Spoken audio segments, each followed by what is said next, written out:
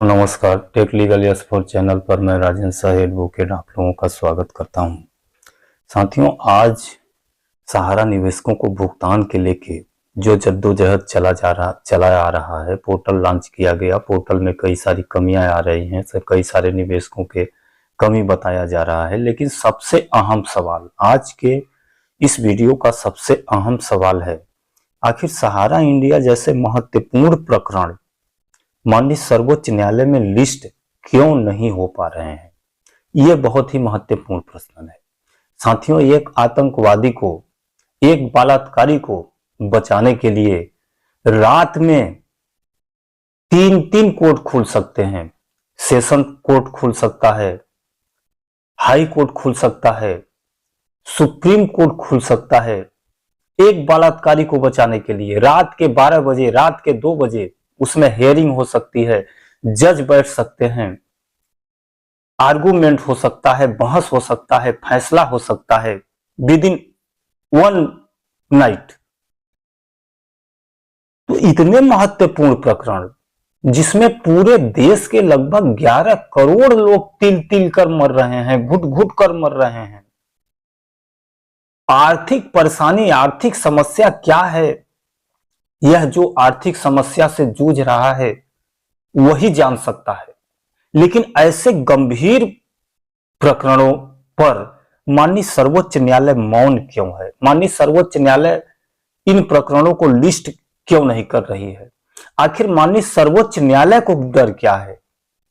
इन सब विषयों पर हम आज प्रकाश डालने का कोशिश करेंगे। साथियों, की जैसा कि आप सब लोगों को मालूम है कि यह लगभग स्पष्टतः प्रमाणित है कि माननीय सर्वोच्च न्यायालय का रुझान कहीं ना कहीं सरकार की ओर रहता है, चाहे लोअर जुडिशियरी हो, चाहे हायर जुडिशियरी हो। जब हमारा मत शासन के खिलाफ कोई हम क्लेम करते हैं तो उसमें शासन के प्रति न्यायालय का रुझान थोड़ा ज्यादा प्रतीत होता है कि माने न्यायालय का रुझान शासन की ओर है, और होना भी चाहिए, क्योंकि शासन डायरेक्ट या इनडायरेक्ट रूप से शासन के माध्यम से ही उन लोगों का वेतन भत्ता और जो भी सुख सुविधा मिल रही है वो सरकार के द्वारा ही मिल रही है।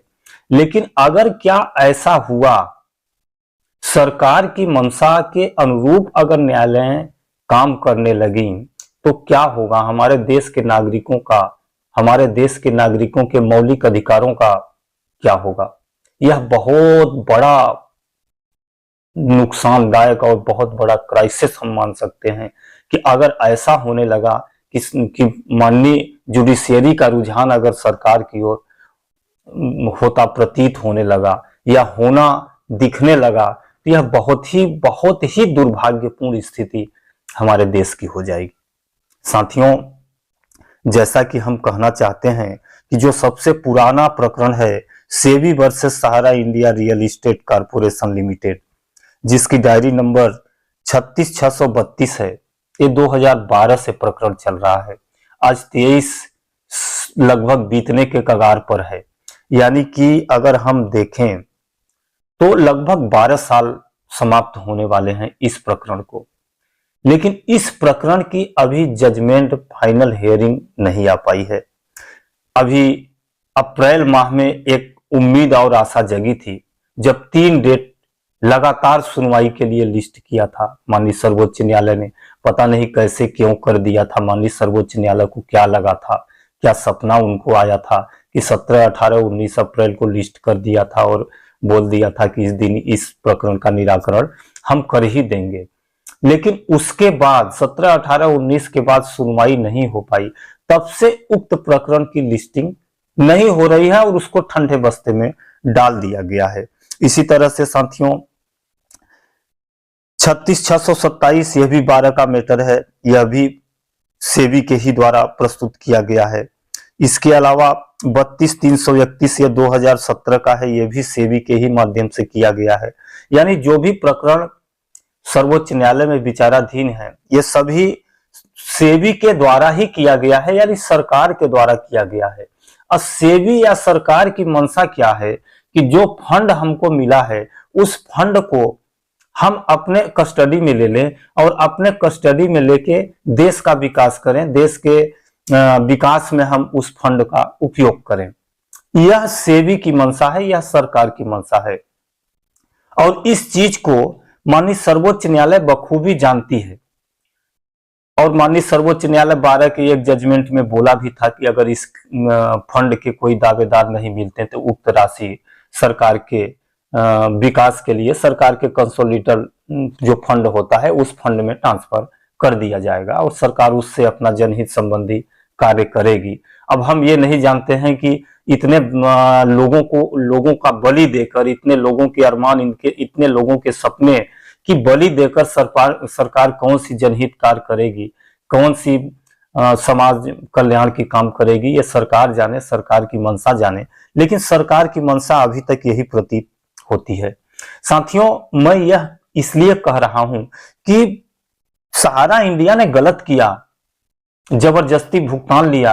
सहारा इंडिया ने गलत किया, सेबी के आदेश का पालन नहीं किया। सहारा इंडिया ने गलत किया, सर्वोच्च न्यायालय के आदेश का पालन नहीं किया, हाई कोर्ट के आदेश का पालन नहीं किया। तो सर्वोच्च न्यायालय और हाई कोर्ट के आदेश का पालन न करने के कारण 2 साल तक वो जेल में रहे। और सहारा इंडिया ने जो सेबी के नियमानुसार उनके नियमों का पालन नहीं किया, उसके तहत सहारा इंडिया के ऊपर कई करोड़ रुपए का जुर्माना लगाया गया है और उस जुर्माना को सहारा इंडिया के द्वारा जमा भी कर दिया गया है। जो गलती किया उसका आप जुर्माना लगा दिए, उस जुर्माने को जमा भी कर दिया। तो अब कौन सी गलती बच गई? अब किस गलती की सजा उनको दे रहे हैं कि वह फंड आज दिन तक रिलीज नहीं किया जा रहा है और उस फंड को सरकार अपने कस्टडी में लेने का प्रयास कर रही है, अपने अंडर में लेने का प्रयास कर रही है। यह बहुत ही विचारणीय प्रश्न है।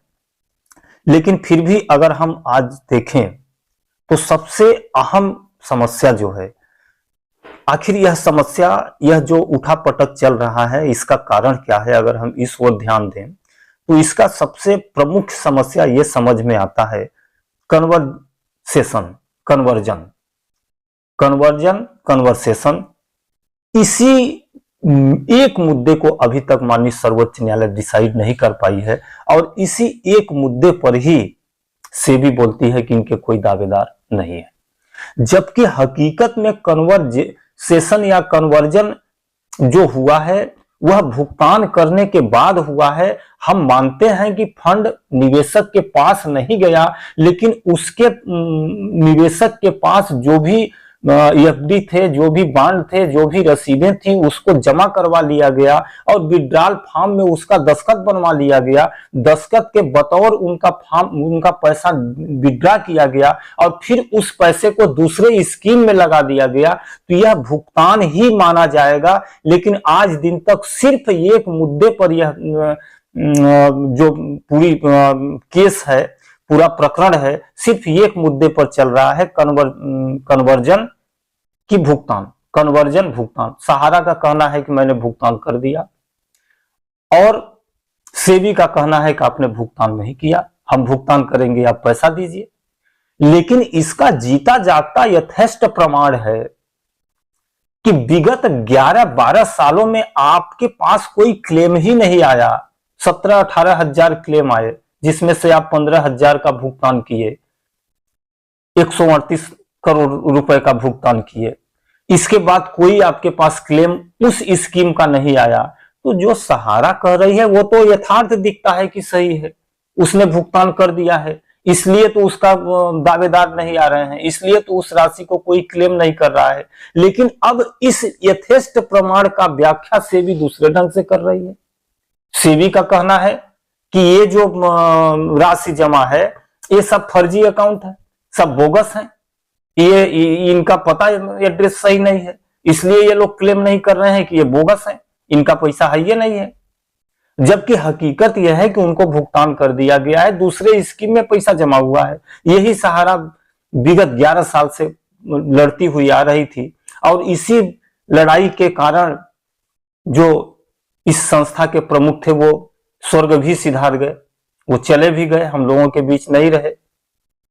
इसी लड़ाई के कारण अगर शायद मिल गया होता तो वो जिंदा होते, वो अपना संचालन उस कंपनी का और नई ऊंचाइयों, नई बुलंदियों पर पहुंचाए होते, लोगों का और विकास हुआ होता। लेकिन सरकार को इस ओर ध्यान नहीं देना है, सेबी के बातों को मानना है। लेकिन हम सर्वोच्च न्यायालय का ध्यान इसमें आकृष्ट करना चाहते हैं। माननीय सर्वोच्च न्यायालय ने कई बार कई दिशा निर्देश लोअर जुडिशियरी को जारी करता है कि आप सिर्फ तारीख पर तारीख नहीं देंगे, आप तत्काल फैसला करेंगे। इस संबंध में कई दिशा निर्देश अभी रिसेंटली माननीय सर्वोच्च न्यायालय ने दिशा निर्देश दिया सिविल प्रकरणों में कि आप कड़ाई से पालन करेंगे।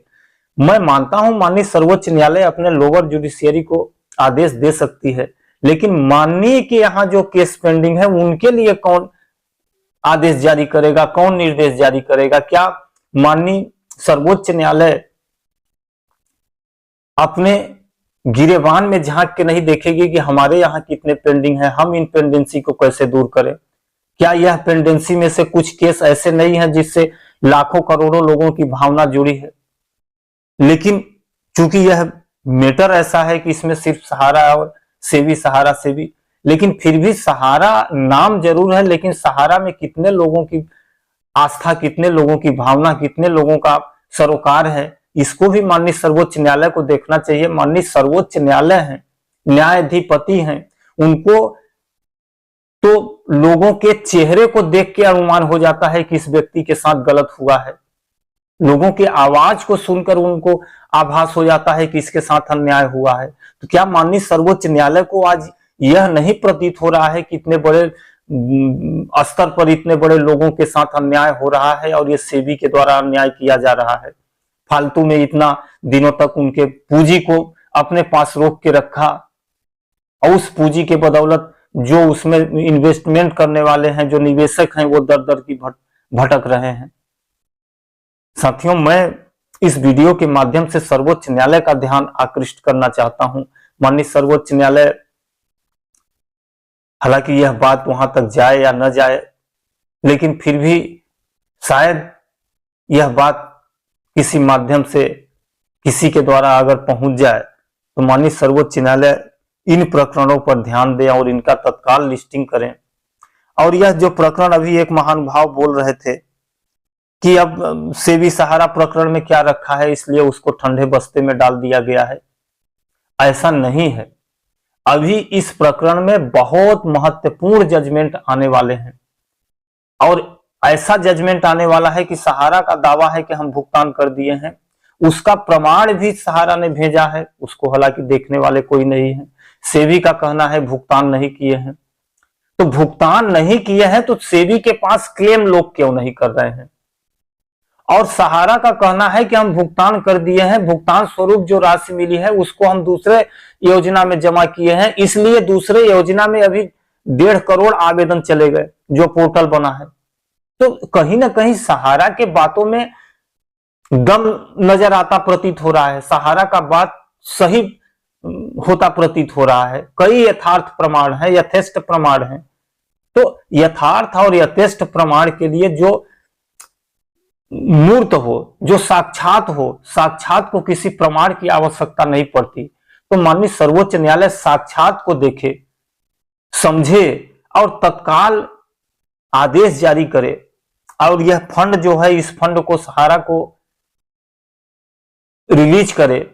और इसके साथ साथ जो इन 11 वर्षों में जो हानि हुई है सहारा को, सहारा के निवेशकों की हानि हुई है, उस हानि की क्षति के लिए, क्षतिपूर्ति के लिए भी माननीय सर्वोच्च न्यायालय आदेश करे और सरकार के ऊपर जिम्मेदारी डाले कि जो भी निवेशक आज हैं उन सारे निवेशकों का भुगतान कराने की जिम्मेदारी सरकार की है। जो भी राशि है इस राशि में से ले लें, जो भी सहारा का अन्य संपत्ति है उन संपत्ति को आप चाहें तो बेचें, गिरवी रखें, कुछ भी करें, लेकिन तत्काल भुगतान कराएं। भुगतान कराने के बाद आगे की रणनीति कैसे क्या होगी वह सरकार के ऊपर छोड़ दे।